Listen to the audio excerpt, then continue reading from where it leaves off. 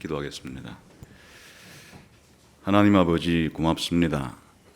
저희들에게 영생을 주시고 또한 2020년 새로운 한 해를 시작할 수 있도록 선물로 주시니 감사합니다.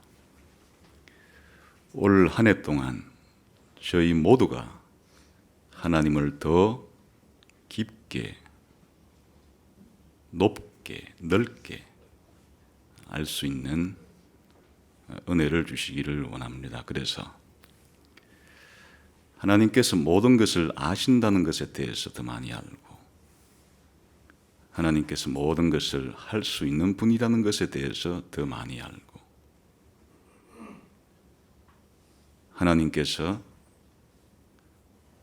참으로 진실하시고 참으로 선하시고 참으로 아름다우신 것에 대해서도 더 많이 알게 해 주옵소서.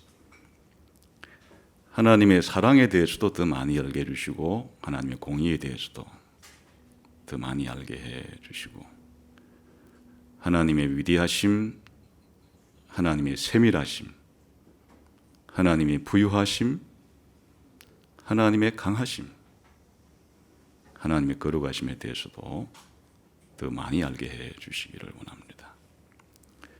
그래서 하나님에 대한 우리의 믿음도 더 커지고, 하나님에 대한 우리의 사랑도 더 뜨거워지고, 하나님에 대한 우리의 충성과 순종과 헌신도 더 강력하게 해 주시기를 원합니다. 그래서 하나님 믿는 삶이 얼마나 복되고, 또 이것이 우리가 아는 다른 사람에게도 얼마나 복이 될 수 있는지를 우리의 삶으로 또 한 번 증명해 갈 수 있는 복된 한 해가 되게 해 주옵소서. 어디 있든지, 무슨 일을 하든지, 누구를 만나든지 늘 하나님 말씀과 성령으로 함께 해 주옵소서. 예수님 이름으로 기도하옵나이다. 아멘. 지난 12월 30일 선고영신 예배 드릴 때 말라기서라고 하는 예언서를 마지막으로 구약성경 개관을 마쳤습니다. 좀 한동안 좀 쉬었다가 신약 개론을 할까 했는데, 어떤 분들이 신약 개론 언제 하냐고 자꾸 그래서 다음 주부터 내친 김에 신약 개관을 하려고 합니다. 그래서 오늘은 시간도 많이 없고 해서 그 구약 성경과 신약 성경의 중요한 관계에 대해서, 연결고리에 대해서 구약 성경의 제일 끝부분과 신약 성경의 첫 부분을 연결해 보면서 과연 하나님께서 성경을 통해서 우리에게 뭘 말씀하시고 하시는가 하는 것을 좀 생각을 해 보려고 합니다. 우선 우리가 생각해 볼 점은, 이제 새해를 맞았을 때 내가 과연 올해 어떻게 될까, 그런 생각들을 하시죠. 또 우리 가정은 어떻게 될까, 또 우리 교회는 어떻게 될까, 또 우리 나라는 어떻게 될까, 또 세상은 어떻게 될까, 이런 생각들을 아마 하게 될 겁니다. 그런데 이제 우리가 이런 생각을 한다고 해서 우리의 이성 자체가 지극히 제한되어 있기 때문에 아무리 이런 문제를 가지고 생각한다고 해도 다 할 수는 없습니다. 이런저런 추리를 해볼 수는 있겠고 또 추측을 해볼 수는 있겠으나 그것이 반드시 맞는다는 보장도 없습니다.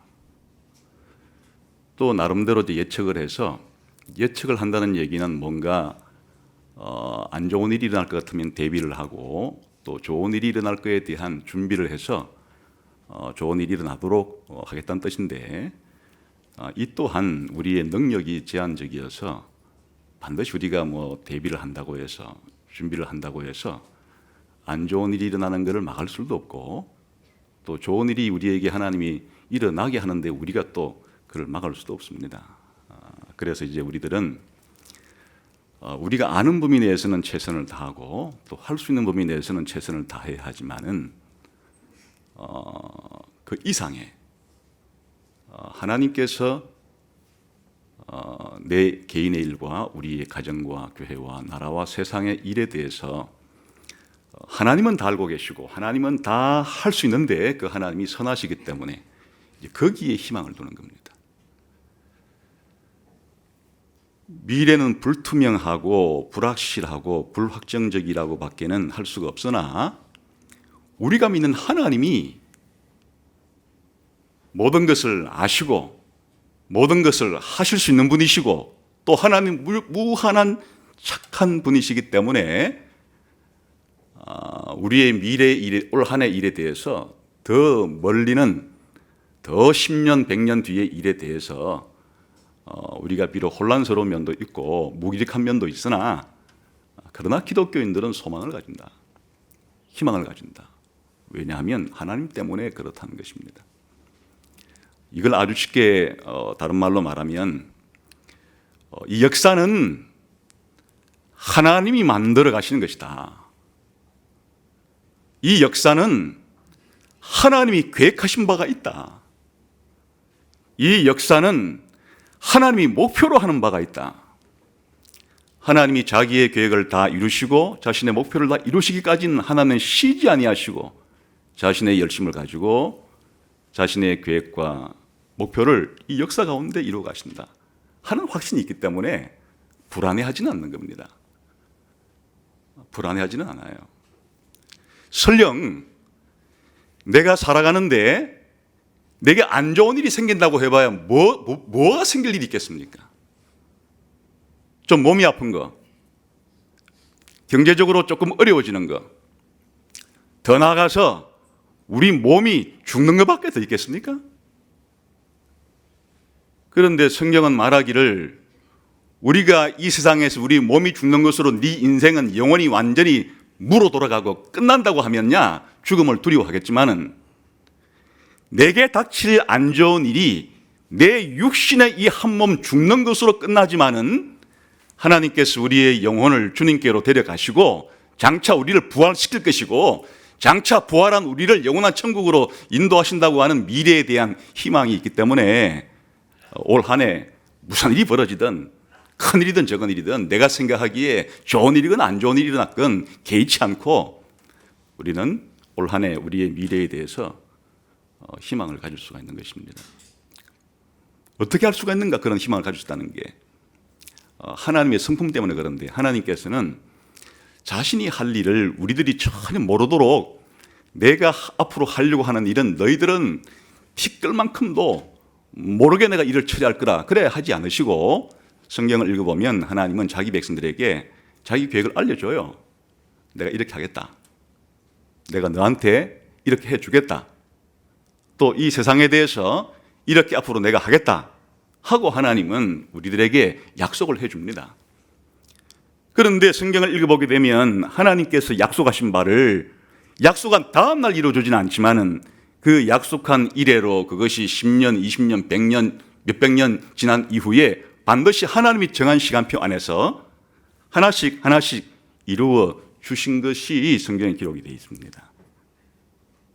그래서 과거에 그렇게 하신 분이신데 아직도 하나님의 약속 가운데 이루어지지 않은 것이 있다 할지라도 과거에 하나님이 약속하시고 지켜주신 것을 미루어 보건대 지금은 비록 이루어지지 않았지만은 하나님이 약속하신 것도 반드시 이루어질 거다 하는 이런 믿음을 가지고 살아가는 사람들이 기독교인들. 그래서 기독교인들은 세상에서 가장 어찌 보면 낙관적인 사람들이에요. 기독교인들이 낙관적인 것은 아무런 근거가 없이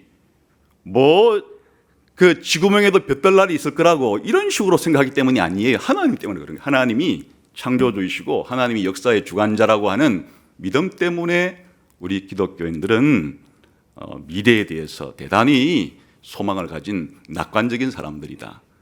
그걸 오늘 이제 성경을 통해서 한번 확인해 보려고 하는 것이에요. 다시 한번 우리 말라기 4장 5절 한번 읽어봅시다.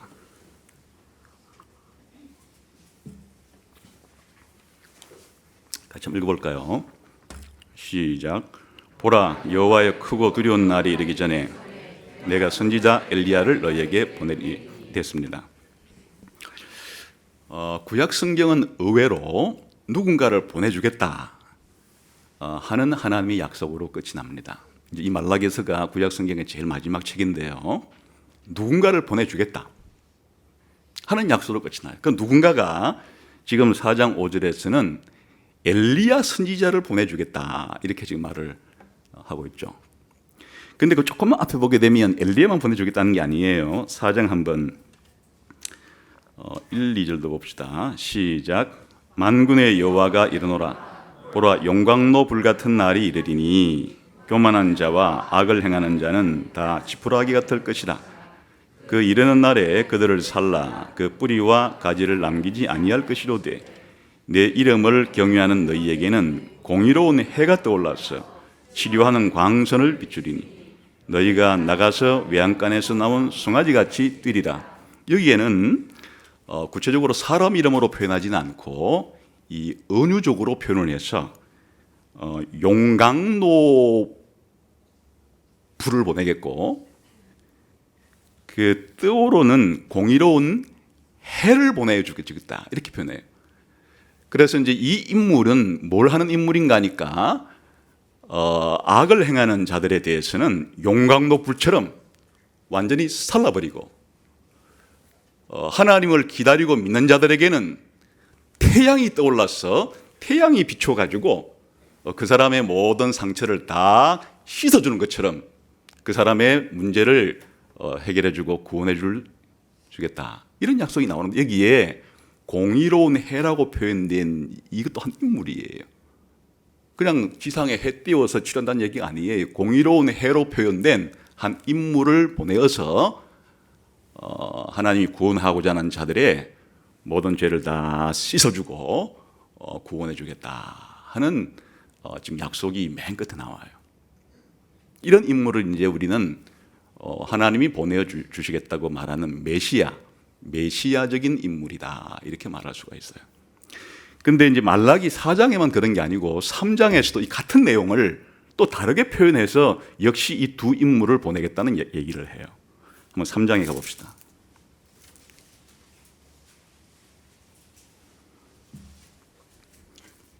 시작. 만군의 여호와가 이르노라. 보라, 내가 내 사자를 보내리니 그가 내 앞에서 길을 준비할 것이요 또 너희가 구하는 바 주가 갑자기 그의 성전에 임하시리니 너희가 사모하는 바 언약의 사자가 임하실 것이다. 여기도 두 인물을 보내겠다 약속이 있는데 첫 번째 인물은 하나님께서 내 사자라고 부르는 인물이고 두 번째 인물은 언약의 사자라고 불리는 이 두 인물은 동일 인물이 아니에요. 여기서 3장 1절에 내 사자라고 부르는 이 인물은 하나님이 역사 가운데 적들은 심판하고 자신의 백성은 구원하겠다고 하는 강력한 일을 행하러 하나님이 행차를 하시려고 하는데 하나님 앞에 비켜서라 하나님이 임하신다, 비켜라 하나님께서 역사하신다 하는 하나님께서 임하시기 이전에 하나님의 길을 준비하는 예비하는 길 닦는 그런 인물을 내 사자를 내가 가기 앞서서 보내겠다 그렇게 한 인물이 여기 내 사자라는 인물이고요.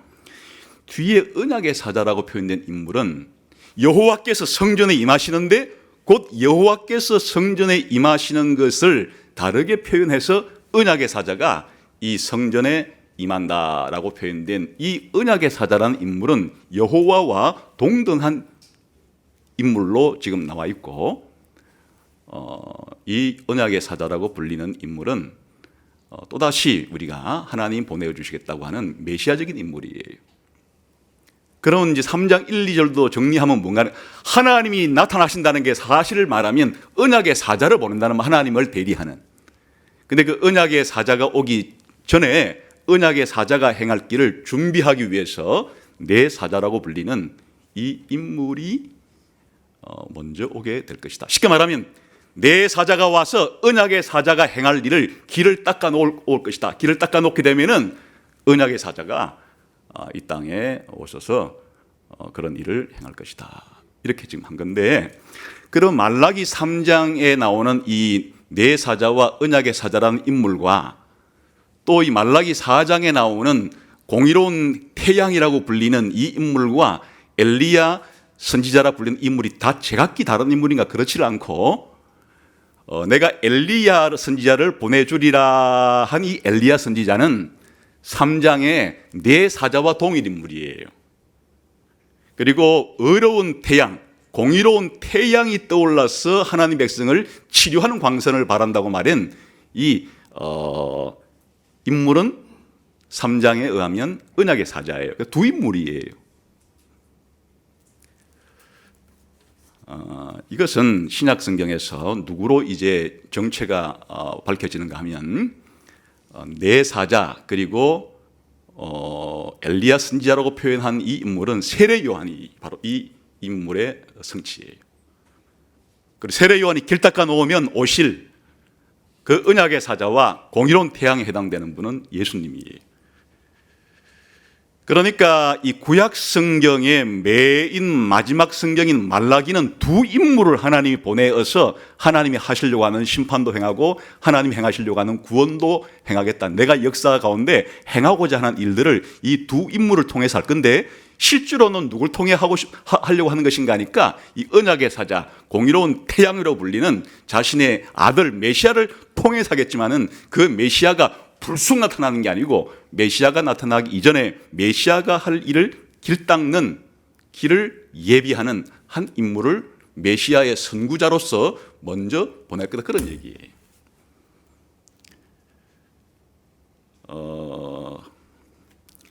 이게 이제 신약 성경을 열면 세례 요한이 등장을 해서 예수님을 소개하고 세례 요한의 소개를 받으시고 예수님이 등장하심으로써 이 말라기의 이 예언이 이루어지는 것이에요. 과연 그러한가 하는 것을 좀 이제 살펴보겠습니다. 우선 다시 돌아와서 4장 5절에 하나님께서 누굴 보내준다 그랬습니까? 날이 이르면 선지자 엘리야를 보내주겠다 이렇게 말했는데요. 왜 선지자 엘리야를 왜 다시 보낸다고 말하는가? 이 선지자 엘리야는 사실 구약 성경에서 수많은 선지자가 있었지만 가장 위대한 선지자 아니에요?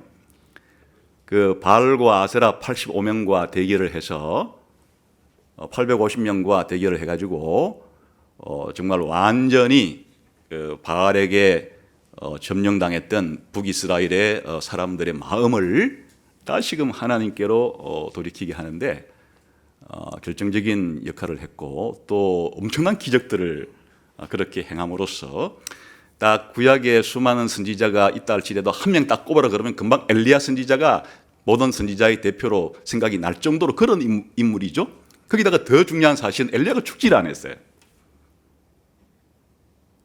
죽질 않았어요. 불말과 불병거를 하나님이 엘리야에게 보내서 엘리야는 죽음을 맛보지 않고 하나님 보내주신 불말과 불병거를 타고 하늘에 올라갔으니까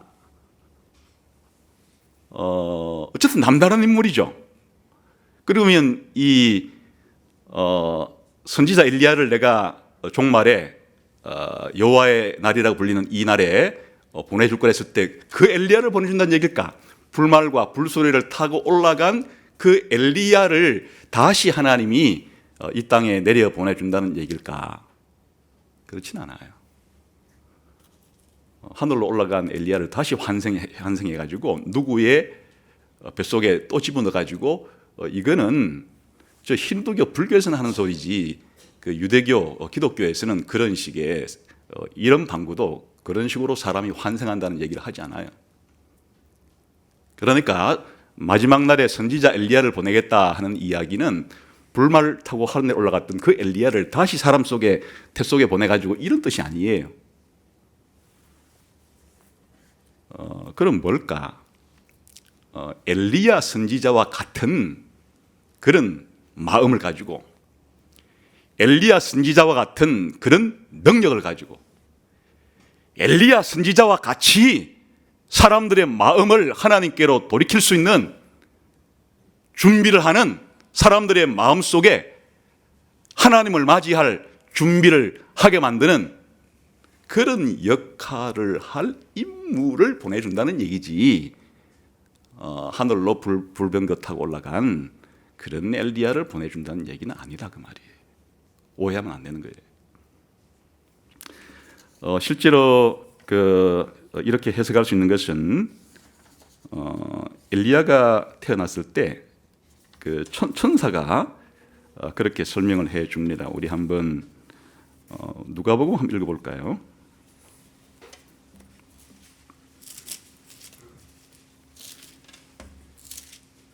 누가복음 1장 17절 한번 보겠습니다.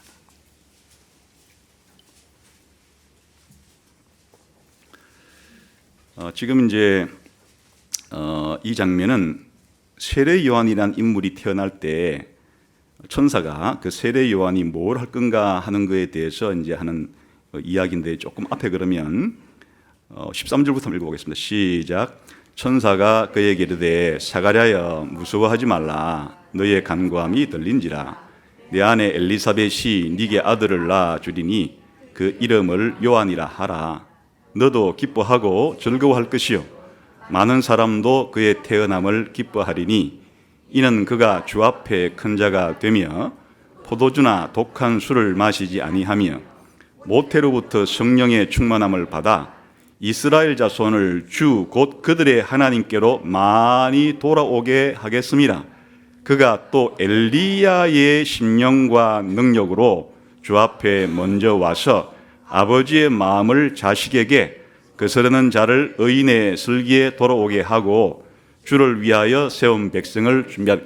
자, 여기에 하나님께서 예수님 태어나기 6개월 전에 예수님의 친척 가운데 세례 요한이라는 인물을 먼저 태어나게 했는데, 그때 세례 요한이라는 인물도 얼마나 독특한 인물인지 미리 태어나기 전에 예고를 해준 거예요. 그 세례 요한의 아버지한테, 이게 사가랴인데 세례 요한의 아버지에게 내가 하나님께서 너의 집에 자식을 줄 텐데 그 자식을 놓으면은 이름을 요한이라고 지어라. 근데 이 요한이라고 하는 인물이 앞으로 뭘 할 것인가 하니까 뭐 할 거라고요? 사람들의 마음을, 하나님의 백성들의 마음을 준비시켜서 하나님께로 돌아오게 하는데, 하면서 그 다음에 나오는 얘기가 뭐를 인용하고 있어요? 말라기 4장 5절 6절을 인용하면서 바로 말라기 4장 5절 6절에 예고된 하나님이 종말에 보내어 주겠다고 하는 선지자 엘리야가 바로 너의 집안에 태어날 이 요한이 바로 말라기 선지자가 예언한 그 선지자 엘리야다, 이렇게 말하는 거예요. 그런데 하늘에 불병거 타고 올라간 엘리야가 아니고 무슨 엘리야라고요? 엘리야의 그런 심령과 엘리야의 그런 능력을 가지고 그렇게 사람들의 마음을 하나님께로 돌이키게 할 그런 인물이 될 거다. 그래서 말라기 4장 5절 6절에 하나님이 말라기 선지자를 통해서 보내어 주겠다고 한 그 엘리야 선지자가 세례 요한이라고 하는 이 사실을 제가 지금 처음으로 발견한 게 아니고, 세례 요한이 태어날 때 하나님께서 천사를 보내어서 세례 요한의 아버지에게 바로 너의 집안에 태어날 이 너의 아들 세례 요한이 400년 전에 말라기 선지자가 예고했던 선지자 엘리야, 그 인물이 바로 네가 너의 아들로 태어나게 될 세례 요한이다, 이렇게 말씀을 해 주신 것이에요. 그래, 하나님 약속을 지킨 거죠.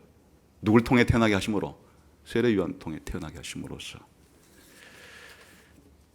천사만 그런 것은 아니고 한번 그 예수님 말씀 한번 들어봅시다. 마태복음 17장 한번 봅시다.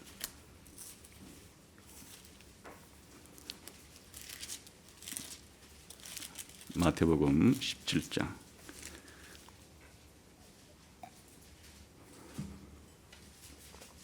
10절부터 13절까지 읽어봅시다. 시작. 제자들이 물어 이르되 그러면 어찌하여 서기관들이 엘리야가 먼저 와야 하리라 하나이까? 예수께서 대답하여 이르시되 엘리야가 과연 먼저 와서 모든 일을 회복하리라. 내가 너희에게 말하노니 엘리야가 이미 왔으되 사람들이 알지 못하고 임으로 대우하였도다. 인자도 이와 같이 그들에게 고난을 받으리라 하시니 그제서야 제자들이 예수께서 말씀하신 것이 세례 요한인 줄을 깨달으니라.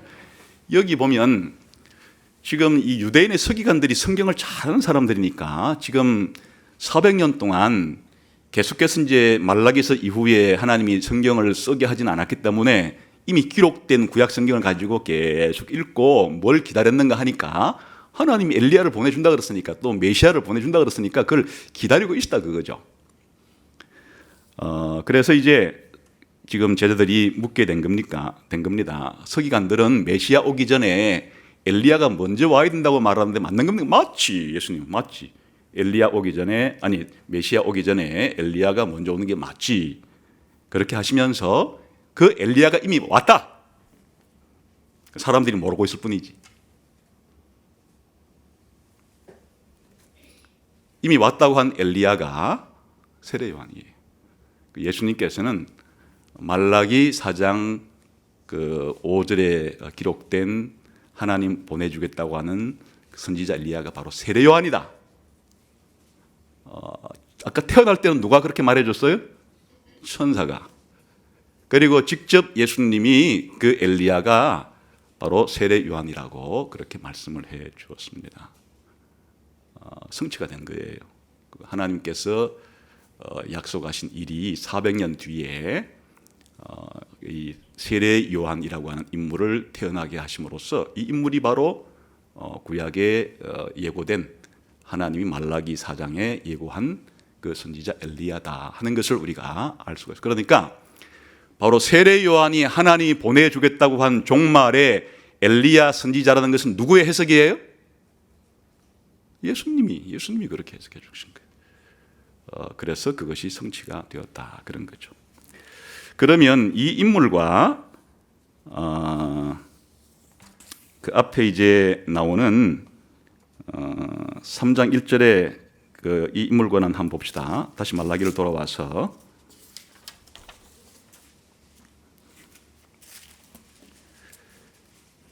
4장 5절에 한번 먼저 읽고 3장 가보겠습니다. 시작. 보라, 여호와의 크고 두려운 날이 되기 전에 내가 선지자 엘리야를 너에게 보내리니. 이제 이 인물이 누구와 동일 인물인가 하면 3장 1절에 보겠습니다. 시작. 왕군의 여호와가 이르노라. 보라, 내가 내 사자를 보내로니 그가 내 앞에서 길을 준비할 것이요. 여기까지만 하겠습니다. 지금 여기에 똑같은 구문이 쓰이죠. 보라 아주 의도적으로 내 사자를 보내주기 전에 보라라고 말씀하시고 선지자 엘리야를 보내주기 전에 보라라고 말씀하심으로써 이 말라기서 자체 안에서도 이 내 사자라는 인물과 이 선지자 엘리야가 연관성이 있음을 그렇게 문학적으로도 보여줘요. 또 내 사자도 보내고 엘리야 선지자도 보내고 이렇게 함으로써 이 두 인물 사이의 연관성을 그렇게 그 문학적인 언어를 통해서도 같은 단어를 통해서도 두 인물이 동일 인물이고 연관성이 있음을 그렇게 말해줍니다. 그런데 이 정도 가지고 두 인물이 동일 인물이라는 것을 어떻게 확인할 수가 있는가? 쉬운 얘기는 아니에요. 그래서 마가복음을 보게 되면 이제 이 문제가 풀립니다. 한번 우리가 한번 마태복음 한번 9절, 마태복음 11장 9절을 보겠습니다.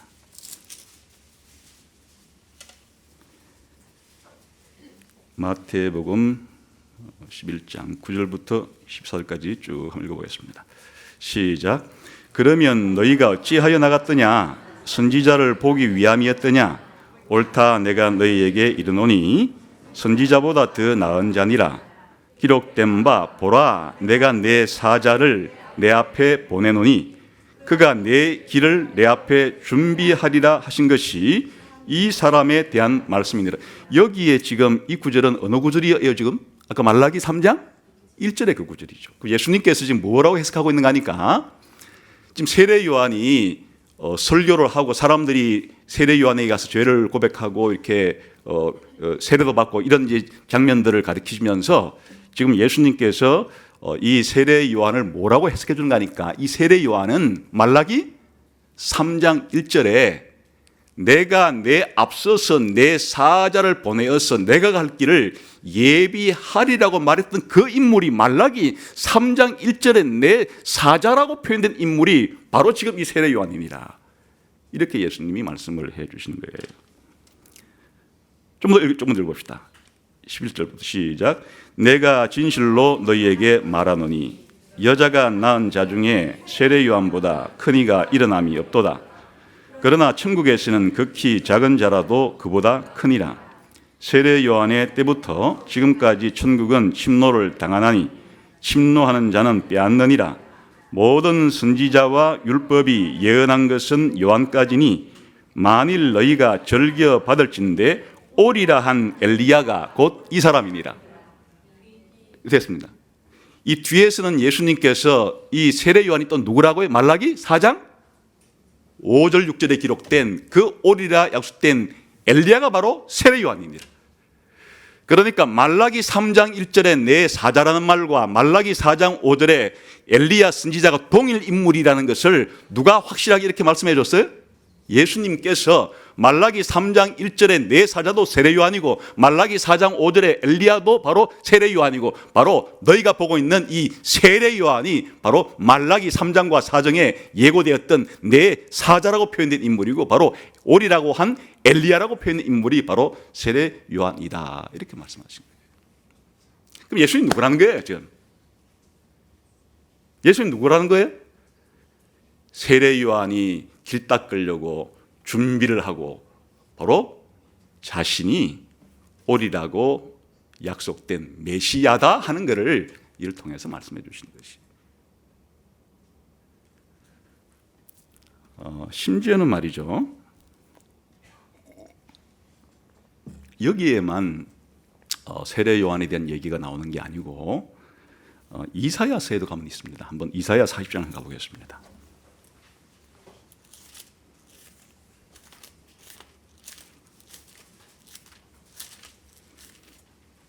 이사야 40장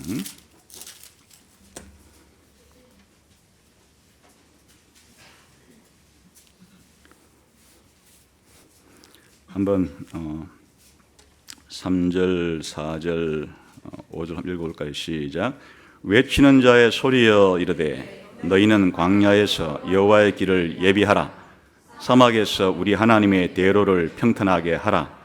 골짜기마다 도두어지며 산마다 언덕마다 낮아지며 고르지 아니한 곳이 평탄하게 되며 험한 곳이 평지가 될 것이요 여호와의 영광이 나타나고 모든 육체가 그것을 함께 보리라. 이는 여호와의 입의 말씀이니라. 여기 보면요, 하여튼 이 이사야서에서 엄청난 중요한 한 문단인데요, 지금 하나님이 임하신다는 거예요. 여호와 하나님이. 그래, 모든 사람이 하나님의 임하심을 보게 될 거라는 거예요. 그런데 하나님이 임하시기 전에 역시 그 앞에 길 닦을 자를 하나 보내는데 이때 길 닦을 자의 이름은 표현이 뭐라고 돼 있어요? 외치는 자의 소리라고. 광야에서 외치는 자의 소리라고. 하나님이 드디어 임하신다, 하나님이 곧 오신다 라고 말하면서 이스라엘에 하나님이 오실 길을 준비하는 이 인물을 광야에 외치는 자의 소리라 이렇게 말하는데 이게 누굴까? 뒤에 나오는 여호와의 임함이 예수님이 이 땅에 오셨을 때 이 구절을 적용하는 것이고 바로 광야에 외치는 자의 소리를 세례 요한에 대한 예언으로 해석하는 겁니다. 여기에 광야에 외치는 자의 소리가 이사야 40장 3절에 광야에 외치는 자의 소리는 곧 말라기 누구와 같은 것이에요? 3장 1절에 내 사자와 같은 것이고 말라기 4장 5절에 엘리야 선지자와 다 동일 인물인데 실제로 이 인물은 신약시대 때 누구로 나중에 판명이 된다고요? 세례 요한으로 판명이 된다. 마가복음서를 한번 봅시다. 마가복음서 1장을 한번 읽어봅시다.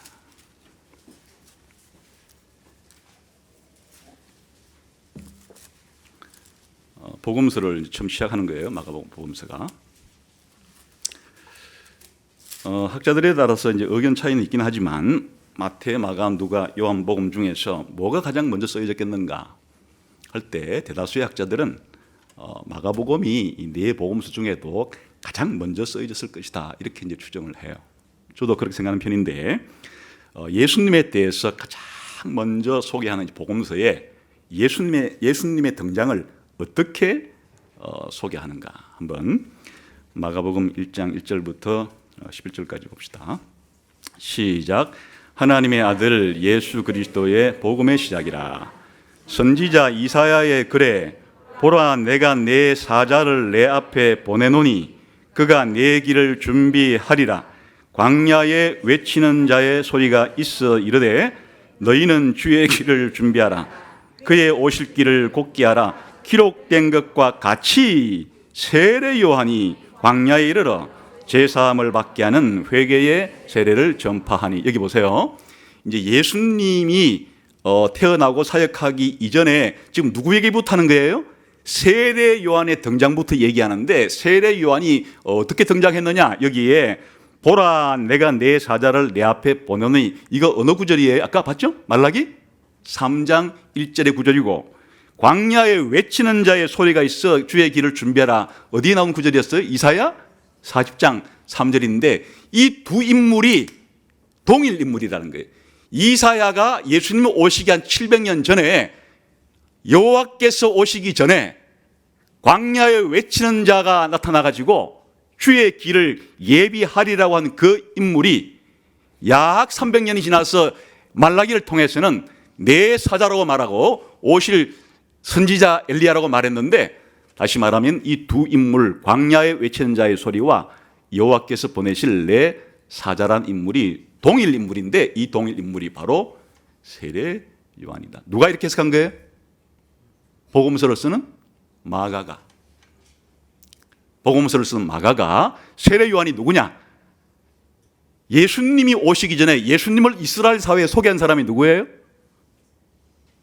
예수님이 어느 날 갑자기 여러분 내가 구약 성경이 약속했던 메시아입니다 이렇게 등장을 하지는 않고 누가 예수님을 이스라엘 사람들에게 소개를 시켰는가 하니까 세례 요한이 먼저 나타나가지고는 그냥 너희들이 회개하라고 외치고 회개하고 싶은 자들은 나에게 나와서 물로 세례를 받으라고 이렇게 말하면서 지금 이제 이게 주의 길을 준비하는 건데 그 다음 읽어봅시다. 어떻게 준비하는지. 4절부터 다시 시작. 세례 요한이 광야에 이르러 죄사함을 받게 하는 회개의 세례를 전파하니 온 유대 지방과 예루살렘 사람이 다 나아가 자기 죄를 자복하고 요단강에서 그에게 세례를 받더라. 요한은 낙타털 옷을 입고 허리에 가죽들을 띠고 메뚜기와 석청을 먹더라. 그가 전파하여 이르되 나보다 능력 많으신 이가 내 뒤에 오시나니 나는 굽혀 그의 신발끈을 풀기도 감당하지 못하겠노라. 나는 너희에게 물로 세례를 베풀었거니와 그는 너희에게 성령으로 세례를 베푸시리다. 자, 여기서부터 이제 누가 등장하는지부터 시작. 그때에 예수께서 갈릴리 나사렛으로부터 와서 요단강에서 요한에게 세례를 받으시고 곧 물에서 올라오실새 하늘이 갈라짐과 성령이 비둘기같이 자기에게 내려오심을 보시더니 하늘로부터 소리가 나거늘 너는 내 사랑하는 아들이라 내가 너를 기뻐하노라 하신. 이제 여기에 모든 게 명확해졌죠. 예수님이 오시기 6개월 전에 먼저 태어난 세례 요한이 이스라엘 사회에 공적으로 등장한 것도 예수님보다 먼저예요. 센세이션이라 그래요. 그 뭔가 이렇게 갑자기 그 온 이스라엘 사람이 관심을 가질 수밖에 없는 큰 뉴스 하나가 생기는데 어느 날 이상한 사람 하나가 나타나. 이상하다기보다는 그들이 생각할 때 참 특이한 복장을 했어요. 어떻게 6절에 보니까 뭘 입었어요? 낙타털 옷을 입고 허리에 가죽띠를 띤 사람이 나타나서 회개하라. 그리고 나는 물로 여러분에게 세례를 주지만은 내 뒤에 오실 분이 어마어마한 분이 오시는데 바로 그분이 여러분에게 성령으로 세례를 주어서 여러분의 죄도 용서해 주고 여러분을 하나님 백성도 만들어 주고 그렇게 할 어마어마한 분이 내 뒤에 오신다. 나는 그분이 왔다는 것을 여러분에게 알려주기 위해서 지금 이 일을 하고 있는 것이다. 이렇게 말할 때 이 복장 자체가 낙타 트롯을 입고 가죽띠를 질끈 동여맨 이 자체가 의도적으로 누구의 복장인가 하니까 열왕기서에서 엘리야 선지자의 복장이에요. 복장부터가 하는 일 자체가. 그래서 신약 성경은 어떻게 시작이 되느냐? 메시아이신 예수님의 선구자가 먼저 나타나서 이스라엘 사람들의 관심을 촉발시키고 이 촉발된 관심을 그대로 누구에게 소개시켜 주는 거 아니까, 자, 지금부터 여러분 저한테 관심 가지지 마시고 제가 온 목적은 이분을 소개하는 한 가지 목적으로 저는 온 사람입니다. 자, 준비됐죠? 자, 누가 오시는지 보세요. 짱! 하고 이렇게 세례 요한이 보여주었을 때 예수님께서 딱 세례 요한의 소개를 받으시고 등장을 하셨다 그 말이에요. 그 세례 요한의 예수님의 등장 앞에 누가 길을 다 닦아놨다고요? 세례 요한이. 근데 이 일 자체가 어디에 예고가 되었다고요? 이미 구약 성경에 선지자를 통해서 그렇게 하나님께서 약속을 해 주었고, 마지막 결정타로 선지서의 마지막인 말라기에서는 집중적으로 그냥 그 3장과 4장을 통해서 이 두 인물에 오실 것을 약속해 놓았다. 요 사이에 400년의 시간이, 그 사람들은 그 기간 동안에 뭘 기다렸을까요? 이 인물을 기다린 거예요. 물론 이제 제가 시간이 없어서 요 정도만 보여드렸고, 다른 성경에 의하면 하나님이 또 누굴 보내준다는 거니까 다윗을 보내준다 이런 말을 했어요. 다윗을 보내준다.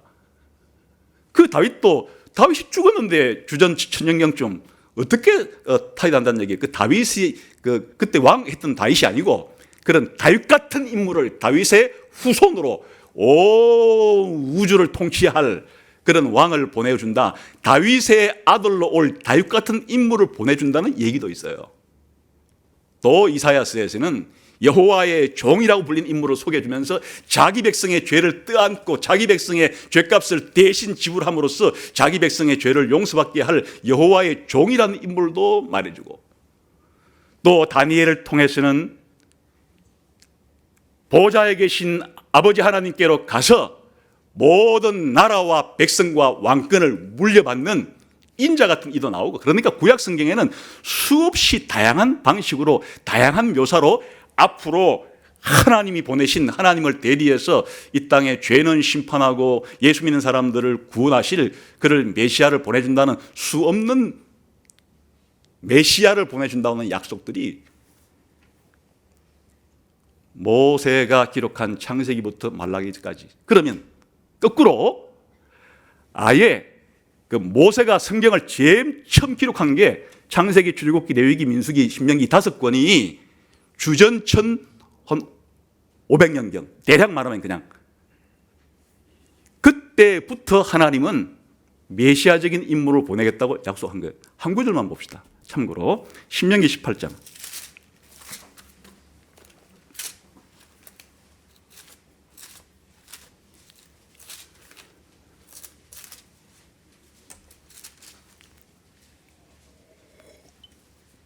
신명기 18장 15절을 한번 읽겠습니다. 시작. 내 하나님 여호와께서 너희 가운데 내 형제 중에서 너를 위하여 나와 같은 선지자 하나를 일으키시리니 너희는 그의 말을 들을지어다. 18절에 또 시작. 내가 그들의 형제 중에서 너와 같은 선지자 하나를 그들을 위하여 일으키고 내 말을 그 입에 두리니 내가 그에게 명령하는 것을 그가 무리에게 다 말하리라. 그러니까 메시아적인 인물을 주는데 그 메시아적인 인물이 하는 일은 누굴 대신하는 거니까 하나님을 대신하는 거예요. 그 하나님이 보내신 구원자 메시아가 하는 말은 곧 하나님이 하는 말이고, 그가 하는 행동은 곧 내가 하는 행동이고, 그를 받아들이면 나를 받아들인 것이고, 그를 배척하면 나를 배척하는 내 모든 정권을 다 이양하고 위임한 그런 인물을 보내준다는 이야기를 모세 시대 때 모세를 통해서 하나님이 뭐라고 말했는가 하니까, 모세 너와 같은 선지자 하나를 내가 언젠가 종말에 일으키겠다. 모세가 어떤 인물이에요? 이스라엘 백성을 이집트에서 데리고 나온 인물이고, 그뿐 아니라 시내산에서 하나님의 말씀을 받아다가 이스라엘 사람에게 선포해 준 인물이죠. 이 모세 같은 선지자를 보내준다는 이 인물이 바로 누구예요? 메시아라는 인물인데, 이 인물도 누구예요? 사실은 예수님 가리키는. 그러니까 기본적으로 지금 모세 시대 때부터 말라기까지만 해도 천년, 모세는 주전 1500년경 사람이고 이 말라기는 주전 430년, 주전 5세기 사람인데 거의 천년의 시간, 천년의 앞에 모세가 모세 같은 선지자 하나를 일으켜주고, 그리고 천년의 뒤에 말라기를 통해서, 그리고 하나님이 내 사자, 그리고 언약의 사자, 떠오르는 태양 같은 이런 인물을 보내준다고 약속한 이 모든 것들이 구약 성경의 핵심이에요.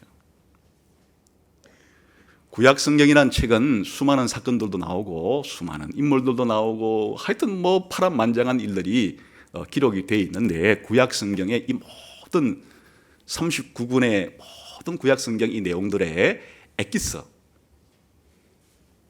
그 중심, 그 핵심이 뭔가 하니까 하나님이 세상을 죄와 악에 대해서는 심판하시고 하나님 믿는 사람들에 대해서는 구원하실 심판자와 구원자를 하나님이 원래 하시는 분인데, 하나님을 대리해서 대행해서 보내줄 인물을 약속하고 있는 게 구약 성경의 핵심이에요. 그것은 아예 창세기 3장 15절부터가 그런 거예요. 여자의 후손을 보내준다고 아담과 하와가 타락한 때부터 약속하신 바가 누군가를 보내준다는 얘기, 아담에게 보내준다는 약속은 여자의 후손이라고 표현됐고, 아브라함에게는 아브라함의 후손이라 표현됐고, 다윗에게는 다윗의 후손이라 표현됐고, 말라기에서는 내 사자, 언약의 사자, 그리고 떠오르는 태양이라고 이렇게 표현하시기도 하시고.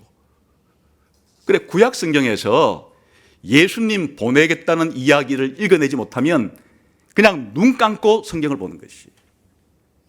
그래, 예수님이 어느 날 이 유대인의 서기관들과 이 율법학자들과 대화 나누는 가운데 답답하다, 너희가 성경을 읽으면 영생을 얻을 줄 알고 읽는데 도대체 답답해서 못 견디겠구나. 이 구약 성경, 너희가 읽는 구약 성경이 전부 나에 대해서 하는 이야기다. 나에 대해서. 그리고 부활한 이후에 예수님께서 엠마오로 가던 두 제자 실망하여, 우리가 메시아라고 믿고 따랐는데 힘없이 로마의 총독에게 십자가에 못 박혀 죽다니, 우리가 잘못 알았는가 봐, 우리가 메시아라고 한 것이 틀렸는가 봐 하고 그냥 자기 고향 땅으로 돌아가는 두 제자에게 예수님이 부활 이후에 나타나가지고 구약 성경을 창세기부터 말라기까지 설명해 주면서 봐라, 이 구약 성경에 내가 죽어야 하고 다시 살아나야 한다는 것을 기록해 놓지 않았느냐. 그러니까 구약 성경에 수많은 사건, 아담 사건, 에녹 사건, 노아 사건, 아브라함, 그리고 요셉, 그리고 모세와 요수아, 그리고 다윗과 솔로몬, 그리고 선지자들의 얘기가 산더미처럼 많으나 이 모든 이야기의 핵심은 언젠가 하나님이 이 역사의 한가운데서 강력한 일을 행할 때가 오는데 그날에 내가 보내줄 인물을 너희가 기다려라 하는 게 구약 성경의 핵심이다, 그 말이죠. 그래서 말라기서가 쓰여지고 난 이후에 예수님이 오실 때까지 약 400년의 기간 동안에는 이제 더 이상 성경을 기록해 주지 않아서 침묵의 기간, 그 침묵의 기간 때 이스라엘 사람은 뭐 했는가? 바로 구약 성경을 붙잡고 오실 다윗의 후손, 오실 모세와 같은 선지자, 오실 엘리야 선지자와 같은 인물들을 간절히 400년 동안이나 기다리던 끝에 1년도 아니고 10년도 아니고 100년도 아니고 약 400년 동안이나 하나님이 약속한 인물은 언제나 올까, 언제나 올까, 언제나 올까, 언제나 올까라고 기다리고 있던, 한없이 기다리고 있던 그때에 하나님께서 세례 요한을 보내고 세례 요한을 통해서 무대를 열어젖히고 예수님을 소개하고, 이렇게 해서 신약 성경 전체는 뭐냐? 바로 예수님이 하신 일을 기록해 놓은 거예요.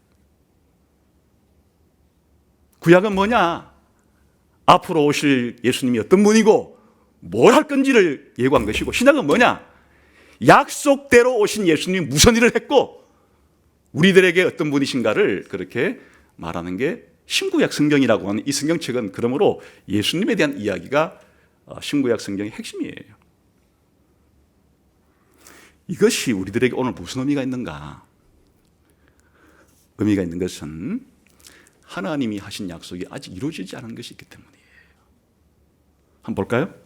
요한계시록. 이제 신약 성경의 맨 끝에, 아까 구약 성경의 맨 끝에는 오실 메시아와 세례 요한에 대한 얘기로 끝나는데, 그럼 신약 성경은 어떻게 끝나는가? 요한계시록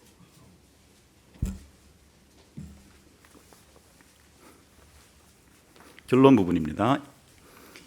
22장 이제 6절부터 21절까지가 요한계시록의 결론 부분에 해당이 되는데, 예수님이 뭐라고 말씀하시는지 봅시다. 7절 시작.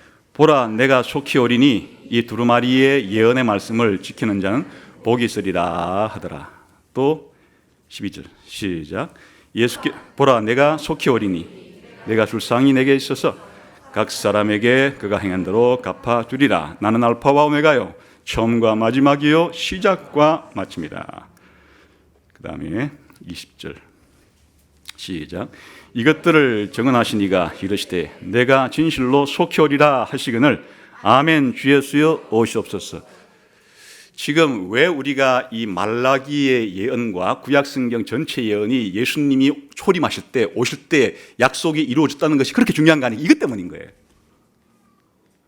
하나님의 약속 가운데 아직도 성취하지 않은 부분이 있는데, 이 성취되지 아니한 하나님의 약속을 어떤 자세로 기다릴 건가 하는 것이 문제가 되는 것이에요.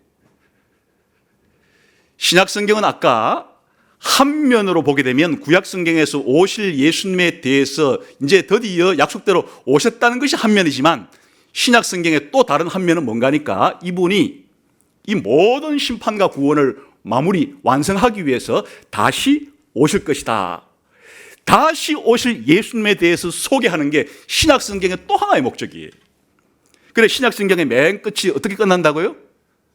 예수님 다시 오시는 것으로 끝나는데, 그것도 직접 예수님이 하시는 말씀을 하는 형식으로 내가 속히 간다, 내가 속히 간다, 내가 속히 간다, 내가 다시 와서 너희들이 행한 모든 것들을 다 행한 대로 갚아주겠다.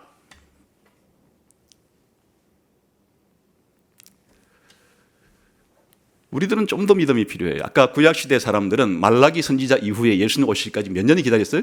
400년 정도 기다렸지만, 지금 우리는 이 요한의 마지막 선지자 요한의 이 약속이 기록된 예언 이후로 2000년이 지났어요. 더욱더 믿음이 필요한 상황이에요. 그런데 믿을 수 있죠. 400년의 5배에 해당되는 기간이 지났지만 여전히 우리는 믿을 수가 있는 것은, 이제 우리들은 이미 한번 일어난 것을 봤기 때문에 더 큰 믿음을 가질 수가 있는 것이에요. 그래서 여러분, 앞으로 역사는 말이죠, 사람들이 한 얘기에 대해서는 그냥 이런 얘기도 하는구나, 이 정도로 생각하세요. 사람들이 앞으로 역사가 무슨 디스토피아가 일어나가지고 이 세상의 역사가 아주 어두운 미래를 그리면서 그렇게 말을 하건, 아니면 아무 근거도 없이 이 세상 과학기술의 발달로 말이죠, 인간이 완전히 그냥 몸과 이 정신 상태가 개선이 되고 심지어 막 부품들 갈아 끼워 가면서 인간이 오래 살 것처럼 이렇게 한다는 말, 이런 생각도 하는구나. 참 사람 머리라는 게 이게 참 대단한 거구나. 상상력이 풍부하구나. 무슨 역사가 앞으로 이렇게 해서 이렇게 끝날 거라, 그런 얘기들은 그냥 만담가들의 만담하는 정도로 들으세요. 들으시고, 우리가 살아가는 이 역사의 끝이 어떤 방식으로 끝나게 되는가, 하나님이 약속한 것을 믿으세요. 하나님은 전지하신 분이고 전능하신 분이고 이 우주를 창조하고 인간을 창조한 분이, 예수님 자신이 알파와 오메가예요. 역사의 시작이자 역사의 마지막이세요. 그러니까 우리 기독교인들은 중간 과정은 어차피 우리가 알 수가 없죠. 어떻게 알겠습니까? 하나님 말 안 해줬는데. 그러나 끝을 알고 있는 것이, 끝은 결국 예수님이 다시 오실 때 우리를 영접하시리니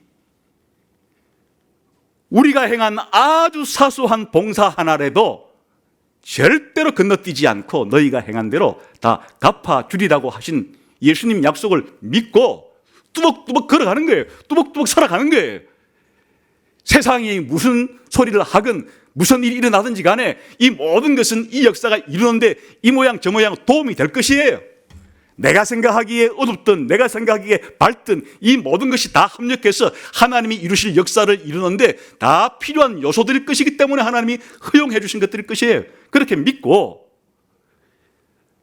올 한 해 일어나는 일에 일희일비하지 말고 우리 신자들로서는 말라기서를 통해서 약속한 것을 400년 뒤에 이루어 주신 그 하나님이 이제 신약 시대의 사도들과 이 마지막 요한을 통해서 약속한 예수님의 다시 오심으로 이 세상이 모두 최후의 심판대 앞에 서서 불신자들은 심판을 받아 영원한 불못으로, 신자들은 구원을 받아 영원한 새하늘과 새 땅으로 역사는 그렇게 끝이 나게 될 것이다.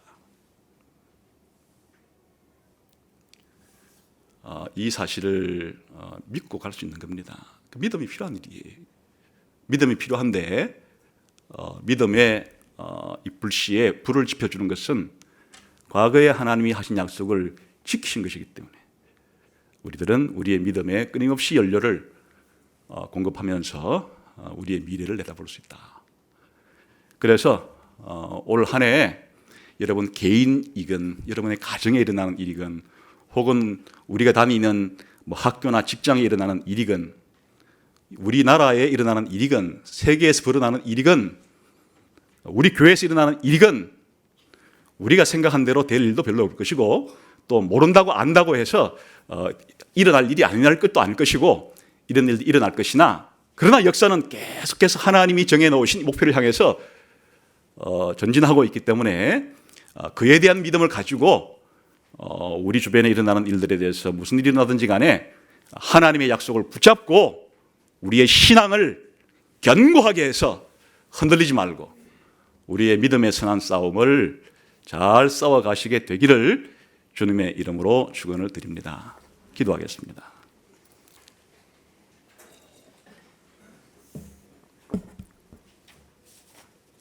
하나님 아버지,